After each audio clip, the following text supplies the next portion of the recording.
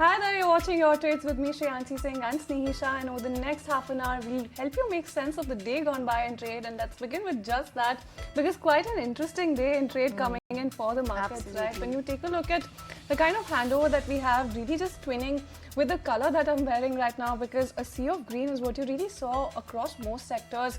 The likes of Realty and PSU Bank were the ones that were gaining the most. Let's try and get Realty up on the screen as well, because 1.5% uptick is what we saw coming in for that particular index. Even PSU Bank holding on to 1% plus gains. FMCG and metal as well shining in trade. In fact, and on the flip side, you do have media and auto that were holding on to a little bit of a tinge of red coming in on both of those sectors. When you take a look at the top gainers, though, you do have an ITC making it to that list.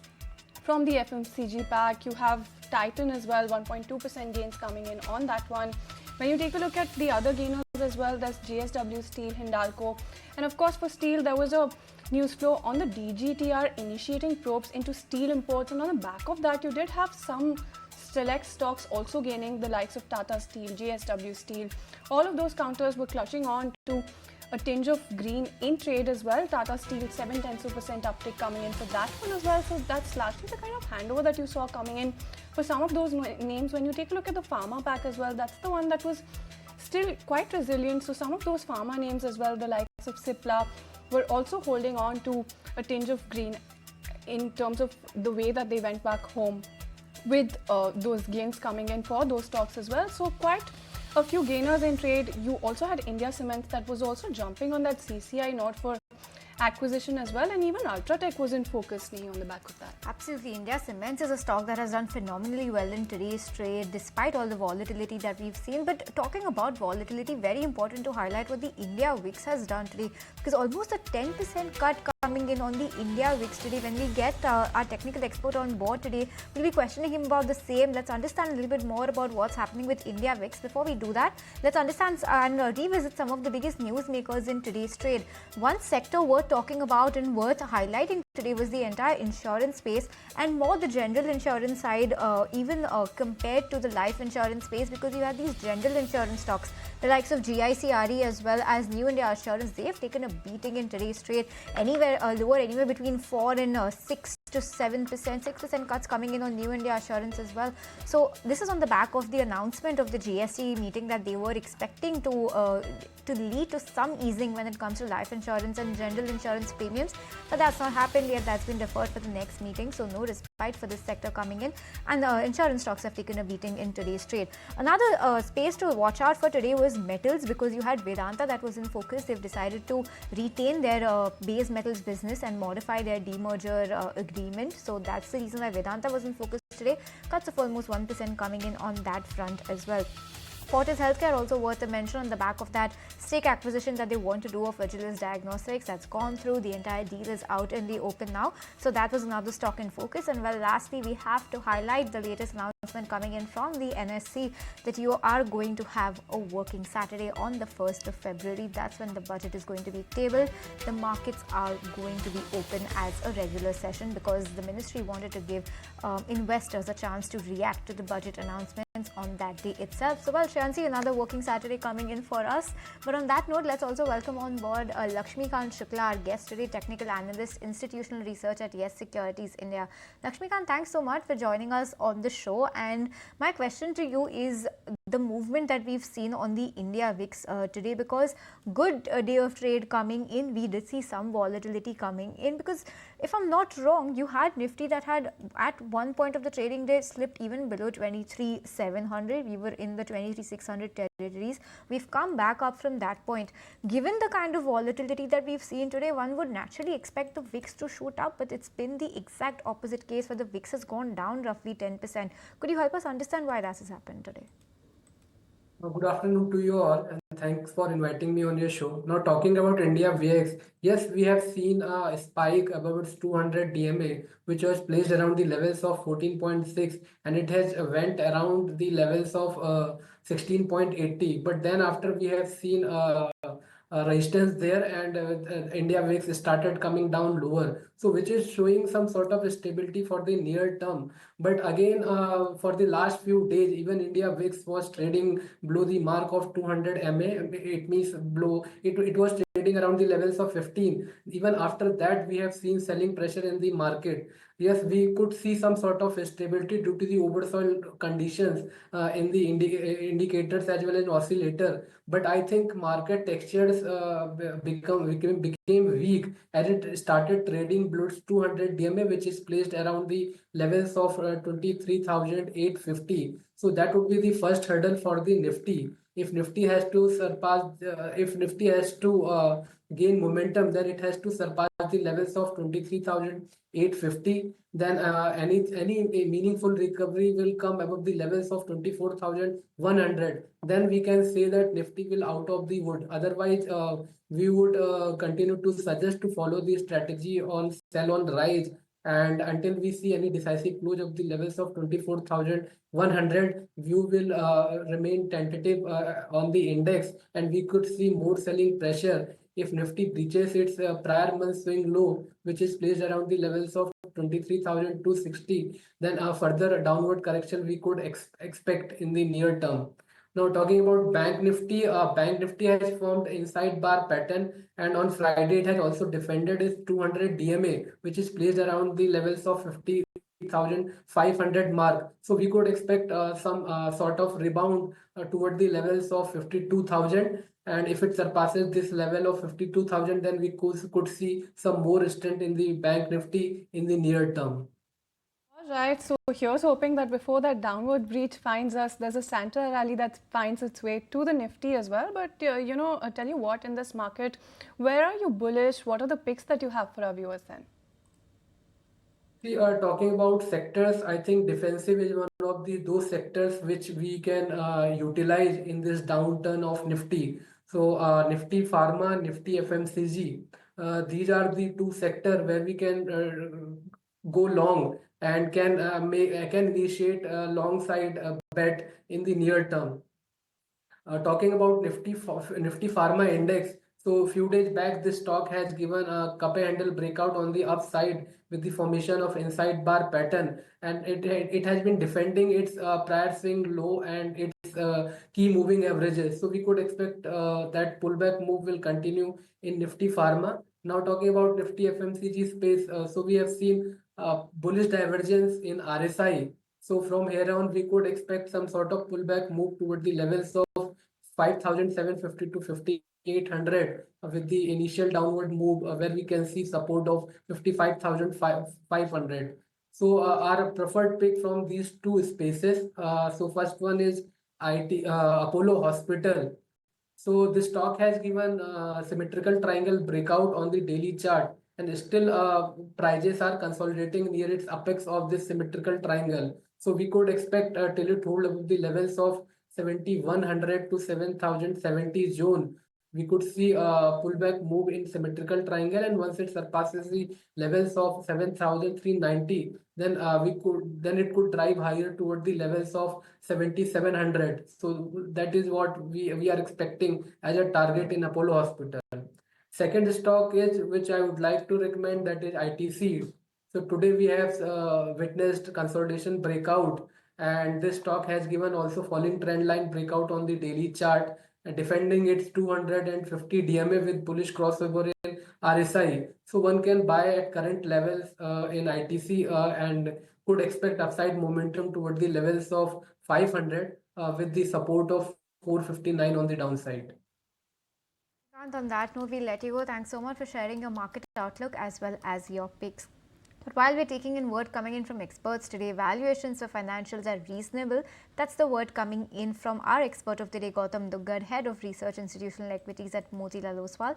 Let's go across and listen into what else he had to say about the growth opportunities that lie in that space. I've been talking about is financials, which is where growth is decent and valuations are cheap now, especially the large cap banks. Mild possibility of re-rating Nifty, in my view, still exists in capital market stocks. We've just put out a very detailed thematic report covering 15 new stocks about 2-3 weeks back. I think this is a segment which has emerged very strongly in the last 12-24 months.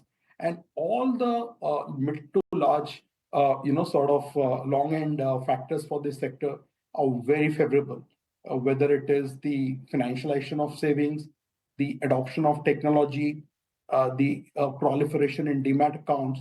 So various sub-segments in Indian capital market space, whether it is exchanges, wealth managers, AMCs, the intermediaries, depositories, brokers, we feel quite positive on this space. While there could be some intermittent jerks because the regulations keep coming in here and there, but from a 3 to 5 year perspective, we think there is some possibility of re-rating and good compounding returns that you can still expect in capital market space.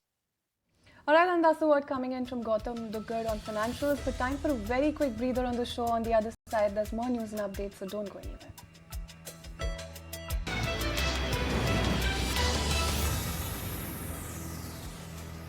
Welcome back. Thank you so much for staying tuned in. Let's also get you some more news and updates. In fact, let's zoom in on what India Cements was up to in the trading session today and went home with gains of 8% thereabout.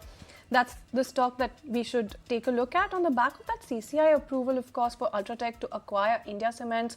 Ashesha, in fact, is standing by with more details. Ashesha, over to you.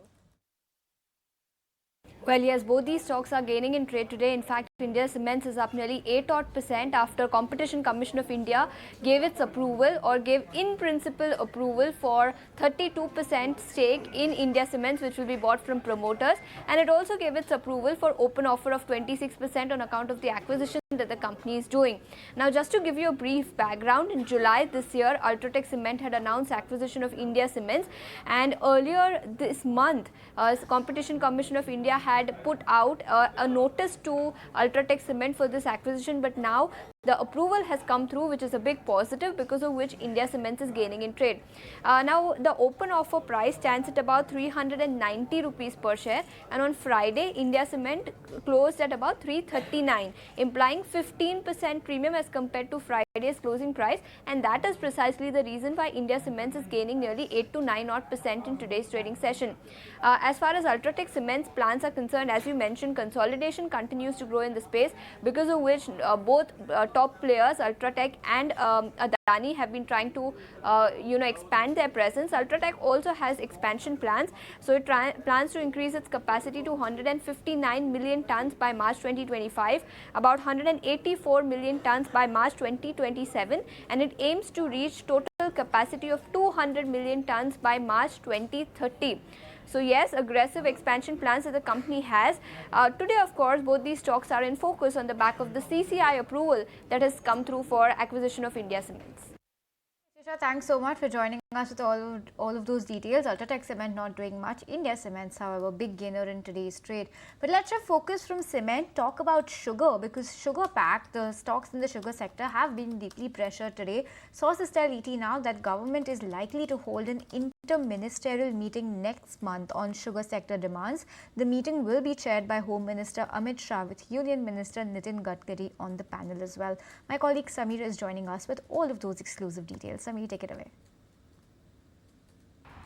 The sugar industry is having high hopes related to their demand to provide some sort of relaxation for sugar export, and these high hopes are with the next inter-ministerial group meeting that is likely to take place next month, that is January 2025. And there are two specific or the big reason behind it. The first one is that government will be having much more precise data related to the sugar production for this sugar season, the closing stock as well, and these data will be based on this scientific survey and mapping. So government will be having much more clear picture in terms of sugar production and the closing stock. And the second important reason is that the Union Cabinet Minister Nitin Gadkari has already given a positive sort of sign. Minister has lended moral support to the sugar industry for their demand to allow some sort of relaxation for sugar export. If you see the larger picture, so currently the sugar production estimate, which stands at around 320 LMT for this sugar season. These are the initial estimate. The domestic consumption is counted at around 280 to 290 LMT, and also the for ethanol diversion 40 LMT has been kept aside. Similarly, the closing stock as of now is estimated to be above 20 LMT level. So government understands that if this situation remains so, the sugar industry has also been urging that a partial relaxation should be provided for sugar export. But based on the scientific survey and mapping, the data which government will be having, that will help the inter-ministerial group meeting to take a final call on this. But Nitin Gadkari has already given positive sign that he may take up the issue. He will lend his support for the larger demand that the sugar industry has. And if everything goes well, then we may see that the relaxation might be allowed from the government side for the sugar export, and that this might come up in two phases, whereas in first phase around 10 to 12 LMT of sugar export might be allowed from the government side. But these all numbers or the relaxation will completely depend on the factor that what the scientific survey or mapping for the sugar production, the accurate data, what picture it shows, and based on which the decision will be taken up by the inter-ministerial group meeting that is going to be headed by Union Home Minister Amit Shah, and this meeting is likely to take place next month. All right, thanks Sameer for that update coming in. We'll keep an eye on that meeting as well. But moving on, then let's get you some commentary coming in from GE Shipping, because that was the stock that was down in trade. The management, of course, said that the weak demand is going to be something that has been hurting freight rates. In fact, let's go across and listen into what he then had to say about the biggest drags coming in for the freight rates then. Tanker freight rates have been disappointing over the past 3 months or so, where we've had, and the main reason for that is really poor demand. And starting with poor commodity demand growth itself, we've seen China, especially on transportation fuels, which is petrol and diesel, demand has been, growth has been negative in China, in the EU and in the US. This is in the first 10 or 11 months of calendar 24. So that's the issue really that the tanker market is facing. Oil demand growth also has been quite disappointing this year. Okay, that's the word coming in from the management of GE Shipping, a stock that was tanking away in today's trade. But let's also take it across to my colleague Jinay, who's standing by with yet another basket of stocks that stole all the limelight today, and the stocks that were in focus on the back of individual news flows. Jinay, take it away. L&T that was in focus, as L&T Precision Engineering and System, the company's arm won a major order comprising between 5,000 to 10,000 crores order for K9 Vajrati artillery platforms by Government of India. Moving on, BEL, that company was also focused on back of order win. The company received an orders about 973 crores, and with this, the year-to-date order for FY25 stands at 9,801 crore. Moving on the back of brokerage note, JSW Infra was in focus as DAM Capital initiated with buy rating at the target price of rupees 400. Now, they say that the company, with their recent acquisition of Navkar Corporation, becomes an end-to-end logistic player, and they're expecting an ROIC, return on investment capital, of 19% for FY25 until FY30. And lastly, Jindal Steel and Power, JSPL, was in focus as Antique maintained a buy rating with the target price of 1183. Now, what they believe is that the company has set an ambitious plan to set up the world's largest single location steel making complex at Odisha by 2030, and what they believe is that company's capacity expansion plans will bring in many orders which will be commissioning soon for the company, and that is why they have a bullish note for JSPL. All right, thanks Dinay for that update coming in on the stocks that were buzzing away in trade. But as we head closer to the end of a volatile 2024, 2025 also promises to be an eventful one. Politics will continue to take center stage as Donald Trump assumes gets the keys to the Oval Office. Then his tariff rhetoric will be key to watch. Meanwhile, most economies will also be going through a rate cut cycle, which will have implications for markets. And how can we forget the live economies? What are the big events then that we should be keeping on our radar? Varun joins in with the answer.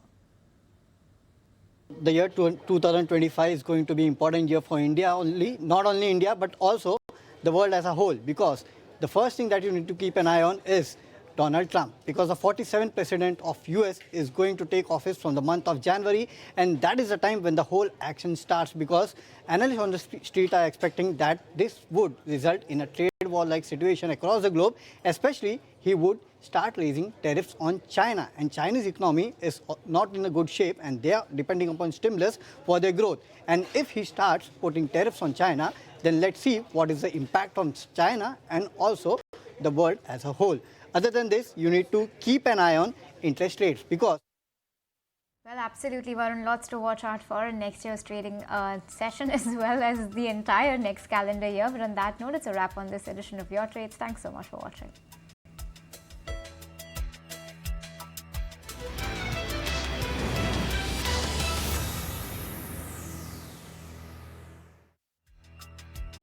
If you like this video, then like, share and subscribe to ET Now.